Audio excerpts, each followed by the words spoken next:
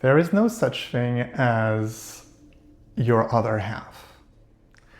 Whether a person is the love of your life or just a romantic partner for whom you are starting to catch feelings, as people say, whether you are convinced that they are the person who is meant for you, no one is your other half. It doesn't diminish the feelings you have for them by any means, but no one can be your other half because you are already complete. And to think that someone could be your other half is the surest way you can find to set yourself up for failure.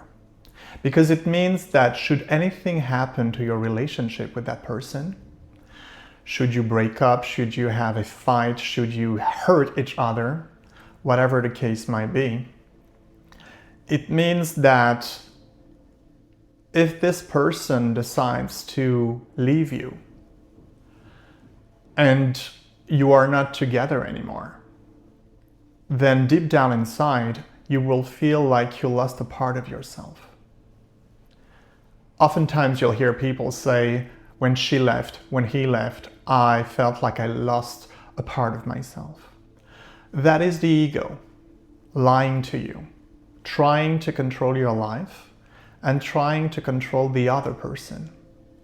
Trying to control your life in trying to be with that person again because things were so good when you were together. And trying to control the other person because the other person doesn't want to be with you anymore, but you want to force them to be with you again. And wherever there is control, there is ego. And wherever there is ego, your best interest is not in play. It means that you should understand why that person was in your life. Understand the reason they were in your life, the lesson, learn the lesson, and apply it to your life from now on. And when you do that, you allow something to die, aka a relationship, for you to be born again. So, in a nutshell, you allow something to die. You let something die in order for you to be reborn into something else. In order for you to allow a transformation in yourself and thus be reborn. And when you understand that you are already complete, that you are already the higher self, that you are already everybody on earth, that you are everything, that you are love and loved, that you come from love, that you are love, and you go back to love when you leave this meat suit. When you understand that, then it becomes an impossibility for others to hurt you. Because you are already complete. And so nobody can hurt you in that their presence is the condition for your happiness. You are already complete, therefore you are already happy, joyful. You already know who you are. You are everyone and everything. And somebody's presence or lack thereof doesn't change that. The only thing it does, and it's a beautiful thing, don't get me wrong, is that you get to experience being with them, sharing time, conversation, intimate moment with them. And while you're doing that, you learn a lot too. So you learn in their presence, and should the relationship end, you learn from that situation too. And that is the beauty of it when you think about it, is that nothing on earth that is happening to you is done to hurt you. The higher self doesn't do anything to hurt you. And no one can hurt you unless you think they can, which means unless you give them the power to hurt you.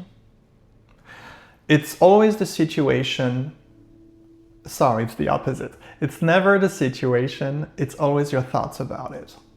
And it's the same with people. It's never them. It's always your thoughts about them. So instead of lingering in the hurt, the perceived, dare I say, the perceived hurt that someone caused upon you, remember that you are complete and that without that person you'll do just fine. I know that in the moment it might seem impossible. It might seem that the pain, the heartache is just too much to bear. That is because the lesson is a big one.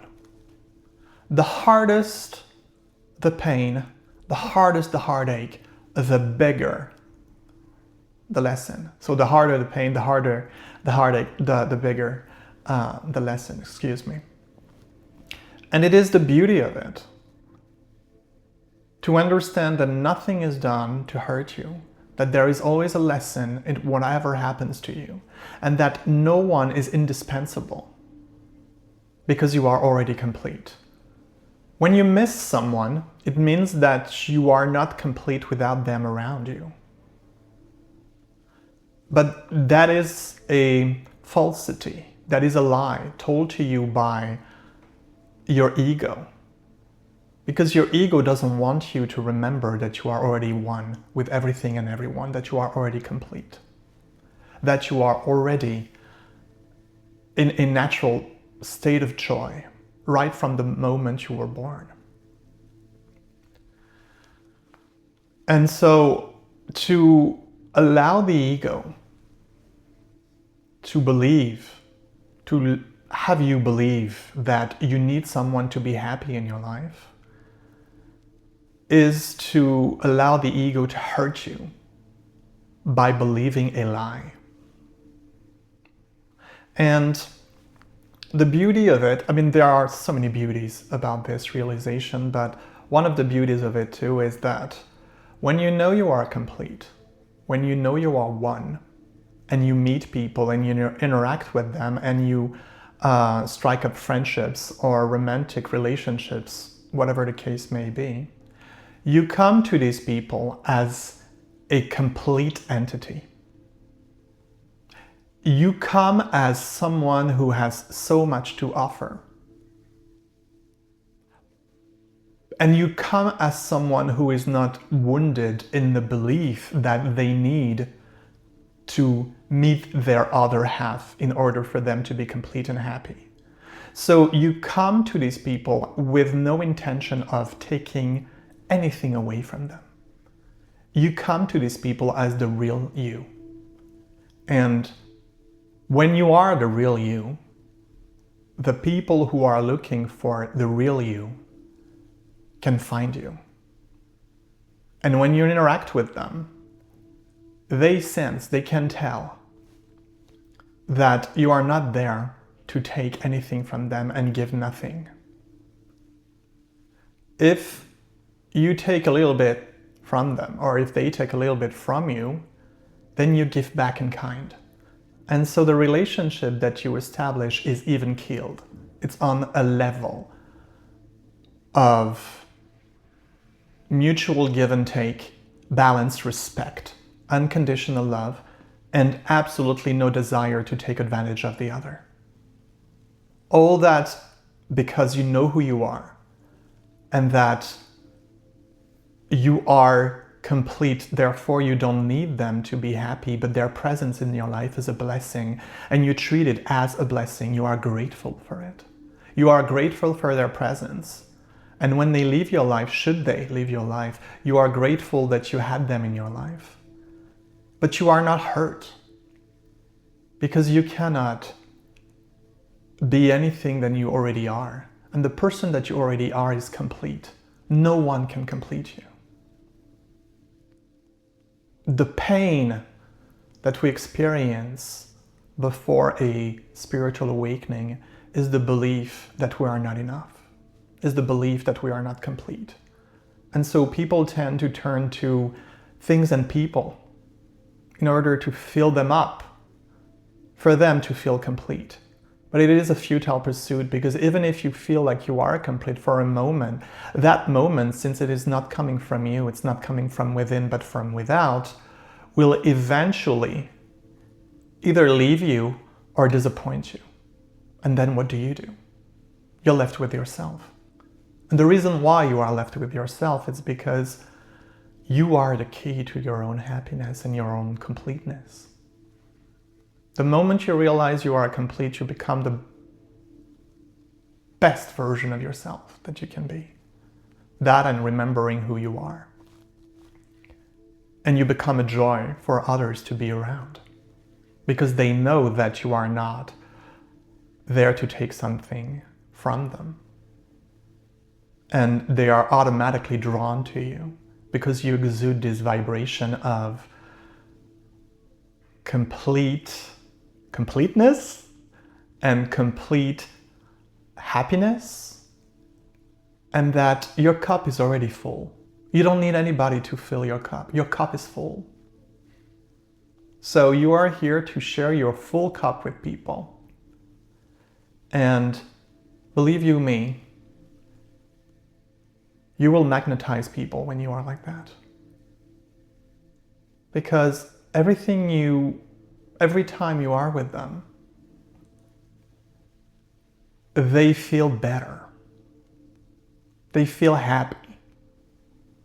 You know, sometimes it can happen, at least it happened to me in the past, that I would spend some time with a friend, and then when we would say goodbye, I would feel depleted, as if that person had taken something away from me, had taken some of my energy or something like that. Some people call that energy vampires. I don't necessarily believe in that, because I believe that everything that is happening to you is a choice. And so if you let a person suck up your energy, it's because you made the choice to let them do it, consciously or unconsciously, but it's always a choice at the end of the day. So I don't know what I think about that. Well, actually I do. I just said what I thought about that. I don't necessarily believe in vampires or energy vampires or any kind of vampires. But it is true that when people are carrying an emptiness, they will try to look for others to fill up their cup. And if you are not aware of that, and you allow them to take more than they give, then you can feel depleted, it's true. But if you know that you are already complete, if you know that you are the higher self, that you are love, unconditional love, that nobody can complete you, that you cannot miss anyone, because to miss someone means that you are incomplete, and since you are complete, you cannot miss anyone. If you know all that, nobody can suck up your energy. Nobody. Because the minute they try to suck up your full cup, if you will, your full cup fills itself up. So, yes, there is no such thing as an other half.